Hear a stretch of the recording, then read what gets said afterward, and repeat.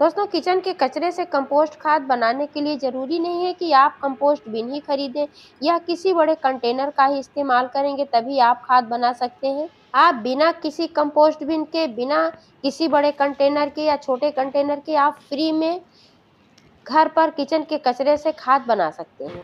यहाँ आप जो देख पा रहे हैं इतनी बढ़िया खाद बनकर रेडी हुई है, ये मैंने बनाया है और इसी प्रोसेस से मैंने बनाया है। तो आप भी इस तरह से खाद बना सकते हैं। तो दोस्तों, किचन के कचरे से बिना कंपोस्ट बिन के, बिना किसी कंटेनर के कैसे खाद बनानी है, संपूर्ण जानकारी मिलने वाली इस वीडियो में। तो प्लीज़ वीडियो पर अंत तक बने रहें, बिना स्किप किए पूरा देखें। जानकारी अगर पसंद आए तो लाइक करें, शेयर करें। चैनल को अभी तक सब्सक्राइब नहीं किया है तो प्लीज़ चैनल को भी सब्सक्राइब करके बेल आइकन को प्रेस कर लें ताकि सारे अपडेट्स आपको मिलते रहें।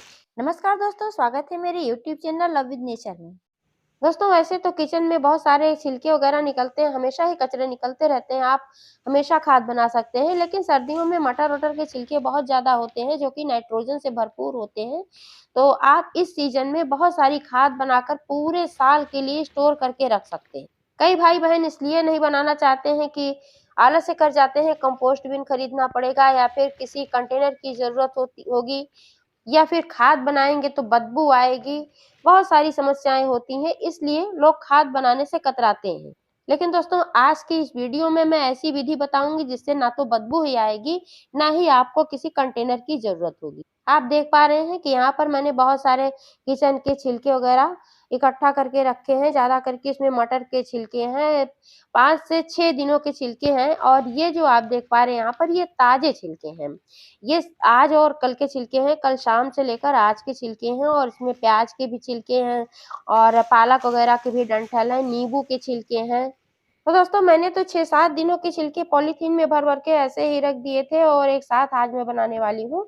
आप चाहें तो प्रतिदिन खाद बना सकते हैं, इससे और फ़ायदा होगा। इससे ये फ़ायदा होगा कि अगर आप प्रतिदिन खाद बनाएँगे, तो एक छोटी पॉलीथीन में भी बना सकते हैं। आज तो मैं बनाऊँगी तो बोरी में बनाऊँगी क्योंकि ज़्यादा है। आप एक छोटी पॉलीथीन में भी बना सकते हैं और डेली बनाने का ये फ़ायदा होगा कि जो खाद आज आप बनाएँगे, आज के कचरे से, वो जल्दी रेडी होगी, फिर कल का होगा, फिर परसों का होगा, ऐसे जैसे जो पहले आप बनाना स्टार्ट करेंगे, वो आपको पहले तैयार होके मिल जाएगी। आप देख पा रही हैं जो छिलके हैं 6-7 दिनों के मैंने रखे हैं, डिकम्पोज़्ड होना भी शुरू हो गया है, तो अभी इसमें और सारी सामग्री मिलानी होती है, सिर्फ़ छिलकों से ही नहीं बनता है, कई चीज़ें ऐसी होती हैं जो बहुत ही आवश्यक होती हैं खाद बनाने के लिए। तो अगर इसमें पहले से ही सारी सामग्री मैं मिलाकर रखती तो ये धीरे-धीरे डिकम्पोज़्ड होता, लगभग आधा हो गया है तो जल्दी ये खाद बन जाता। लेकिन अभी आज मैं एक साथ बनाने वाली हूँ। तो दोस्तों, चलिए बनाते हैं। तो दोस्तों, सारे छिलकों को ज़मीन में गिरा लेना है। ये ताज़े मटर के छिलके हैं, प्याज के छिलके हैं, ये सब ज़मीन में गिरा लेना है और ये चाय की पत्ती है, इसमें अदरक वगैरह है जो चाय छानी जाती है चाय बनाने के बाद, यही चाय की पत्ती है। ये भी नाइट्रोजन से भरपूर होती है और सारे पोषक तत्व होते हैं, फास्फोरस वगैरह भी पाया जाता है। और ये गाजर के छिलके हैं, इनको भी मिला लेना है, यानी कि जितने भी छिलके हैं सब मिला लेना है। और ये जो पहले से मैंने स्टोर करके रखे हैं, ये सब छिलके इसी में एक साथ डाल देना है। आप देख पा रहे हैं जो पहले से मैंने स्टोर करके रखा था, तो ये डिकम्पोज़्ड होने लगे हैं। इसलिए दोस्तों, अगर आप प्रतिदिन खाद बनाते हैं, तो ज़्यादा फ़ायदा होता है। जैसे जो मैंने रखा था, अभी इसमें और भी जो सामग्री मिलानी है, वो मैंने नहीं मिलाया है। अगर ये मिल जाता तो भी थोड़े दिनों में ये कंपोस्ट खाद बन कर के तैयार हो जाता। तो अगर प्रतिदिन के कचरे से आप बनाते हैं, तो आज का आज रख दिया, कल का कल रख दिया, परसों का परसों रख दिया, तो जैसे-जैसे आप रखेंगे आगे-पीछे, उसी हिसाब से आपको खाद भी मिलता रहेगा प्रतिदिन। जो पहले का होगा पहले डिकम्पोज़्ड हो जाएगा, बाद का होगा होता रहेगा।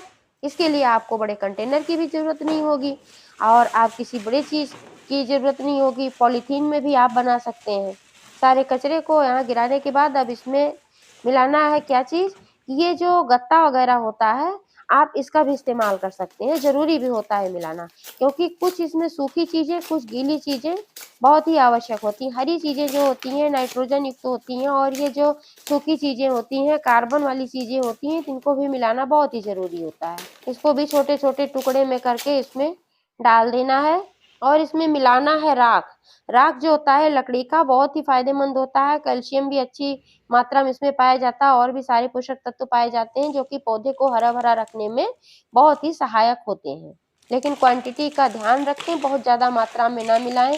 जैसे ये मैंने यहाँ पर लिया है कम से कम 1 सप्ताह का कचरा है, तो इसके लिए ज़्यादा से ज़्यादा आप 200-300 ग्राम मिला सकते हैं। और इसमें दोस्तों एक चीज़ और मिलाना है जो कि बहुत ही ज़रूरी है, ये है गुड़।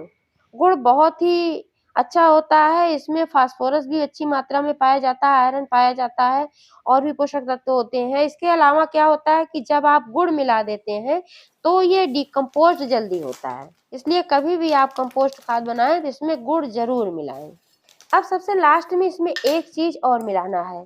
अगर आपके पास गोबर उपलब्ध है तो आप गोबर मिला सकते हैं। अगर आपके पास गोबर नहीं उपलब्ध है तो आप उपला है अगर, तो उपले को भिगोकर यूज़ कर सकते हैं, उसको मिला सकते हैं। अगर उपला भी नहीं है तो आप जो कंपोस्ट खाद यूज़ करते हैं अपने पौधों में डालने के लिए, वही कंपोस्ट खाद मिला सकते हैं।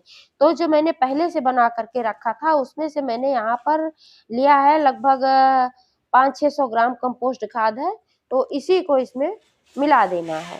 इन सारी चीज़ों को बहुत ही अच्छी तरीके से मिक्स करके फिर इसको मैं भरूँगी एक बोरी में। आप देख पा रहे हैं ये एक बोरी है प्लास्टिक की, तो बोरी में भरने के बाद इसमें छेद करना होगा, लेकिन अभी पहले इसको भर देना है और भरने के बाद इसका मुँह बंद कर देना है, खुला नहीं छोड़ना है। तो एक किसी रस्सी की सहायता से, किसी भी चीज़ की सहायता से आप इसको बाँध सकते हैं।